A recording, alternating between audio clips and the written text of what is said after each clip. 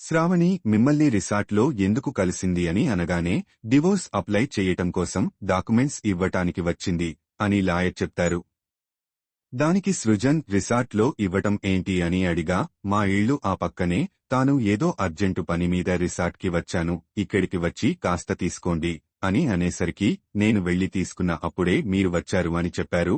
ఈలోపు నాకు రిసార్ట్ నుంచి కాల్ వచ్చింది, నా బ్యాగ్ ఇంకా ల్యాప్టాప్ మర్చిపోయారు అని. నేను అవి తీసుకుందాం అని రిసార్ట్కి వెళ్లేసరికి అక్కడ నాకు శ్రావణి బయటకి వెళ్తూ కనిపించింది. నేను తనని ఆపి, లాయర్ చెప్పింది మొత్తం చెప్పి, ఎందుకు డివోర్స్ తీసుకుంటున్నారు అని అడిగితే, మీ ఫ్రెండ్ రవి పెళ్లి కాకముందునుంచే ఎవరో అమ్మాయిని లవ్ చేస్తున్నాడు, ఒకరోజు ఆఫీస్ పని మీద అని క్యాంపు వెళ్తున్నా అని చెప్పి ఈ రిసార్ట్కి వస్తే, ఇక్కడ మా కజిన్ మేనేజర్ అది చూసి నాకు ఇన్ఫోర్మ్ చేస్తే, నేను వచ్చి చూసి అడిగితే, రవి నేను తాను ఆఫీస్లో జాయిన్ అయినప్పుడు నుంచి లవ్ చేసుకుంటున్నాం, తనని వదిలి ఉండలేను అని, నిన్ను మా నాన్న బలవంతం మీద పెళ్లి చేసుకున్నా అని చెప్పాడు.